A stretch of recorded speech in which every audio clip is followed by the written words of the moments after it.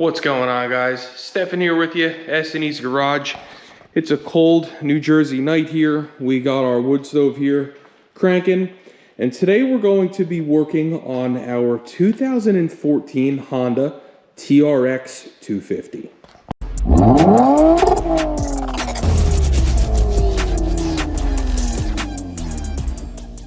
So this may be the first time that we're featuring this machine on our channel, but believe it or not, we have owned this quad longer than I have owned any car, truck, SUV, quad, anything.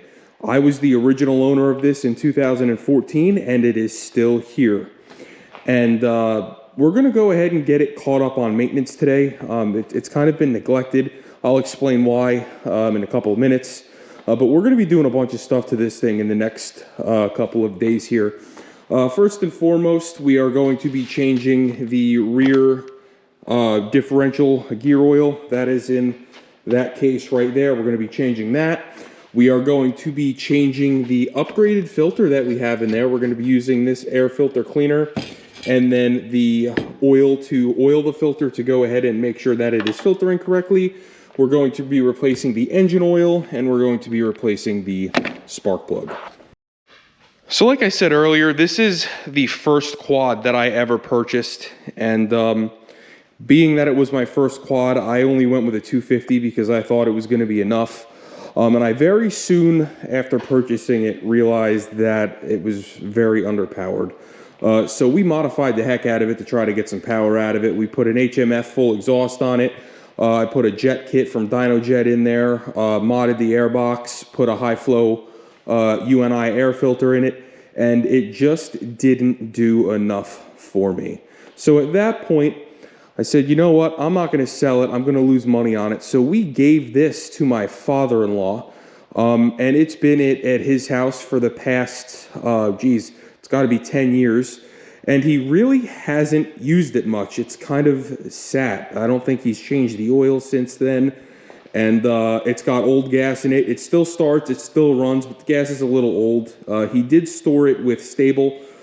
So I am going to start it and run it quite a few times. I'm going to ride it around to try to burn that old gas out of there so we can put some fresh gas in it. But before we use it for any length of time, we are going to go ahead and service it. So let's just take a walk around it. Like I said before, it is a 2014. These are the original tires. You can just see how little it's been ridden based on how these tires have worn. There's very little wear on them. Now, unfortunately, it was not kept in a garage. It was kept in like one of those tent canopy car cover type things, or like a carport type thing. So it wasn't completely out of the elements. And unfortunately, that kind of shows. There is some rust on it. We are going to have to clean it up, and we're going to, spray paint the frame, spray paint the Nerf bars. We're going to, make it look nice again. We're going to get some acid wash and clean the motor up. And we're going to get this thing ready because in the next couple of years, my first son is going to be able to ride this. And we want to get this thing to the point where he can ride it, or if we have a friend that comes over and wants to go riding with my wife and I on our machines, we have something that they can ride that's going to be reliable. And this Honda, believe it or not, these are super reliable machines. I could go get the keys right now. This thing will fire right up, like I said. And it's, for the past 5 years, it's done more sitting than riding. So if you own one of these 250s here, regardless of the year, you'll know that they are notoriously hard to start, especially when it's cold out. So we're going to go ahead and we're going to give this thing all the choke. We're going to go ahead and put the key in. Turn off the light, make sure it's in neutral. Let's go ahead and see if it starts.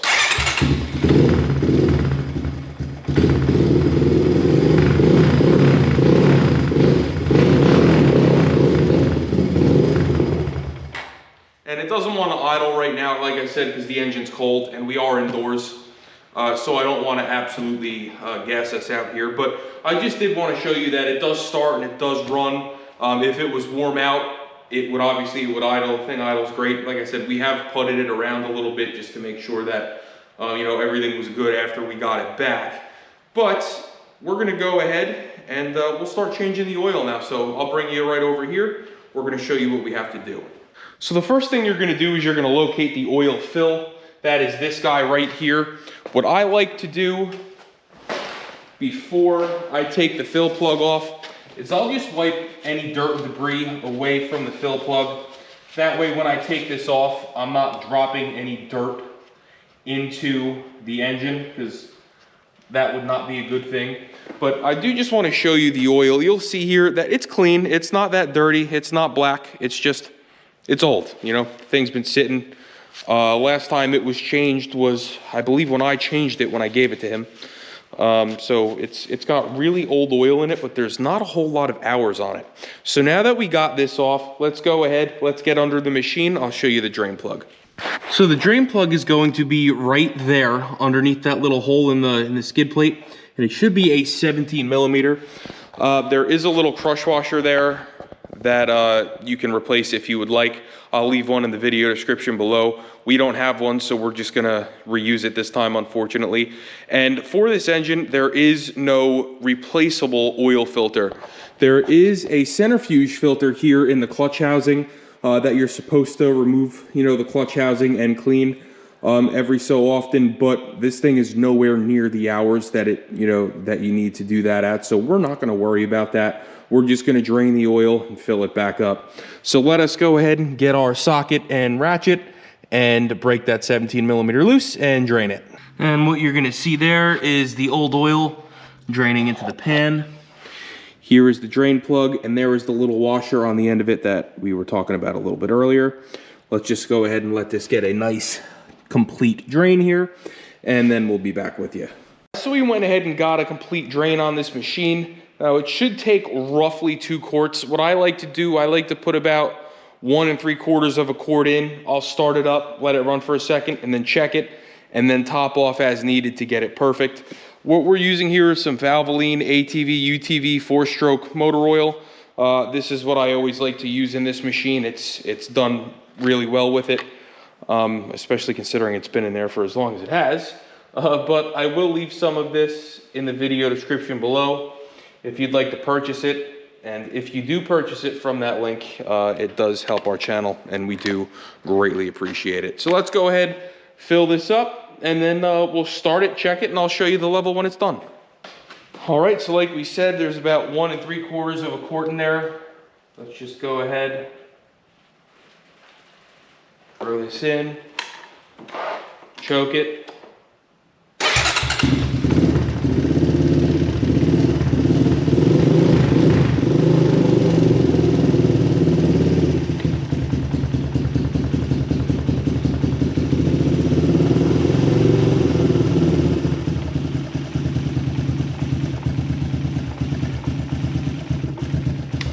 Okay, let's kill it, and now let's check the oil level. All right, and that oil level actually looks good, so I'm glad that we stopped when we did, because it would have been a little overfilled. So, now that we're done with the oil change, let's go ahead and move to the rear axle. So at the rear axle, you're just gonna use any 75/90 or 80/90 gear oil that you choose. We have a little Valvoline here left and a little bit of AMSOIL, so we're gonna start with the Valvoline because there's more of that, and if I need to add any more, we'll just top it off with the AMSOIL. I'm really not worried about mixing. It's a quad, it's not that big of a deal. But back here, there are 3 plugs that you need to be aware of. Up here, this big guy is your fill plug. This little guy right here is your level inspection plug. So once you're at, you're gonna add gear oil through the top until it begins to flow out of here. That's gonna tell you that you're at the correct level. So that's a 10 millimeter. And then your drain is also at the bottom down here. You can access it through the skid plate, which is right through this hole. And again, that should be a 10 millimeter as well. So let's go ahead. Let's crack the fill plug open first. That way we know we can fill it. Let's open the inspection port, and again, let's drain it. So the fill plug is going to come off with a 17 millimeter socket and ratchet. Here it is, little O-ring in there. You can replace it if you'd like. Ours look to be in good shape. We're gonna leave it alone. Now let's go ahead, grab our 10 millimeter here, and let's pull off the inspection plug right there. Once the inspection plug's out, it's now time to drain it. Like I said, you can access that from right underneath. And what you're gonna see here is the gear oil slowly but surely draining out. The drain plug is extremely small. You can see it here, very small, and gear oil is very thick. So this is probably going to take a little while to drain, but let's just go ahead and let it do its thing. So I am super glad that we did this because I did not get nearly as much oil out of this as should be in it. You'll see that little spot in the center is literally all that we got. So we're gonna go ahead, we're gonna reinstall that drain plug. We're just gonna snug it up. Again, there are washers there, but this is the first time that they've been, you know, opened up, so I'm not gonna worry about replacing them. And then we're gonna fill it until it trickles out of the inspection plug. I'll leave some of this in the video description below as well.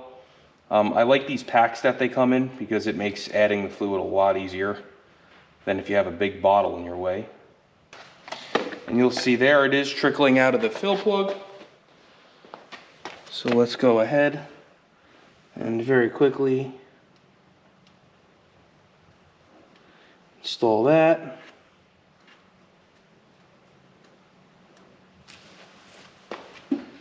Use our 10mm here to snug that down. Again, we're not killing these, we're just snugging them up. Okay, and now let's take our fill plug.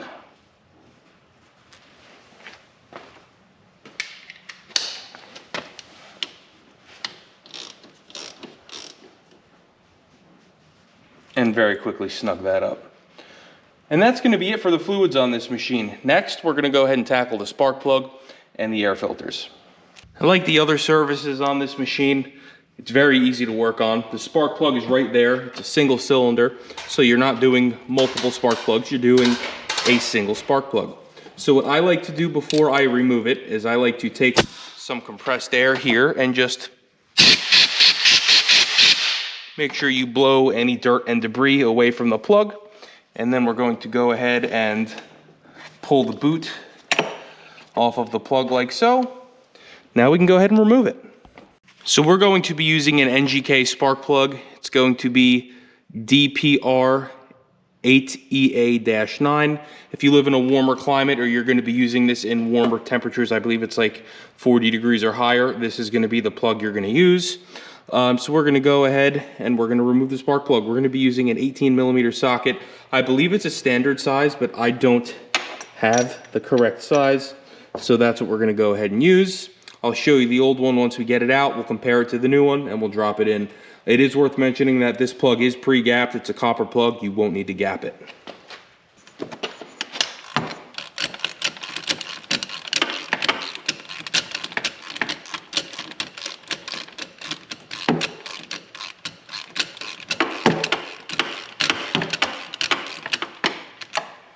Now you are just going to want to take a look at your old plug. You'll see here, this one's pretty black, so this thing might be running a little rich. We did just have it running on choke, so that probably is a part of the reason, but it is a good thing we are replacing it. And DRP8EA. So yep, we are replacing it with the same plug that we removed. Now we are just going to go ahead and start this by hand.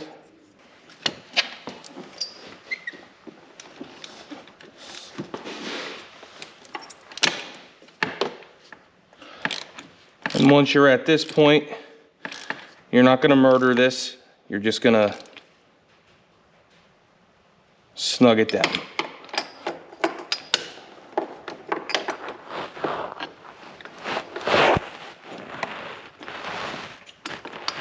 It's a little tricky to get your tool out. You just got to move the spark plug boot out of the way and it will slide out. And then you can go ahead and clip your boot back on the plug. And let's, again, fire it up.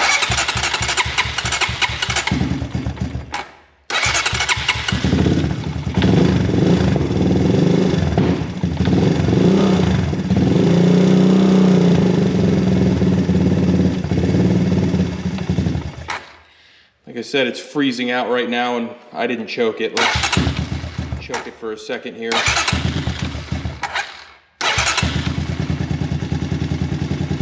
You gotta play with the choke to get it just right. These machines, like I said, very hard to cold start. They're notorious for it.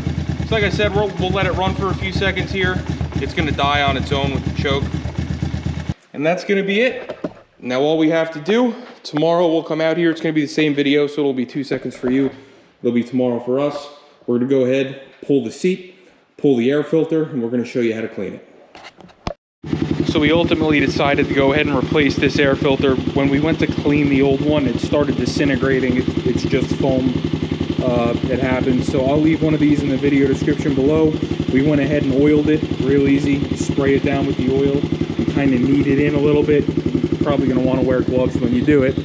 I couldn't get it on video. I got 1,000 other things going on. So either clean or replace your air filter and you'll be good to go. So this video is 6 months in the making, and there's one very important reason for that. We had an issue when we went to oil the old air filter. If you go ahead and read the directions here on this air filter oil, it says in bold letters, do not apply at temperatures below 70 degrees. And it was very, very much below 70 degrees. Obviously, our pole barn is not insulated. So that wood stove, I'm lucky if it gets it up to maybe 55, 60 in here with it absolutely cranking, like almost glowing. So we do need to do something about that. But I couldn't oil the filter until it warmed up.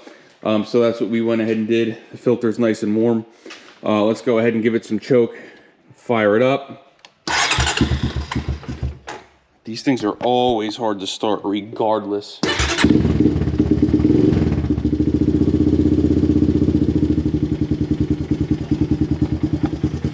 But there you have it. The machine is running. Nice new air filter, nice new oil, new spark plug, and a nice clean differential oil. So if this video helped you get your TRX250 or 250EX running well and tuned up, please like, share, subscribe. We'll see you guys next time.